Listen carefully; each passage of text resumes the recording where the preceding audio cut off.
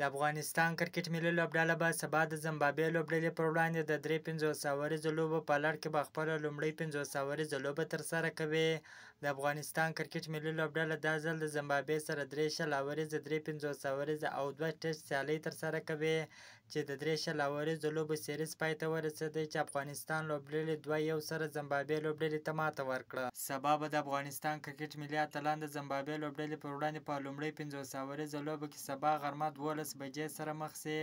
د افغانستان کرکټ ملي لوبډله به دویمه سیالۍ د روانې سپټمبر میاشتې پر 19مه نیټه ترسره کړي او وروستۍ سیالۍ به د روانې میاشتې په 21مه نیټه ترسره کړي. د افغانستان کرکټ بورډ څو ورځې وړاندې د زمبابوې لوبډلې پر وړاندې 50 اوریزو لوبو ته لوبډله اعلان کړله چې انشاءالله په 50 اوریزه لوبه کې به هم د زمبابوې لوبډلې پر وړاندې یو ښه سیالۍ ترسره کوي.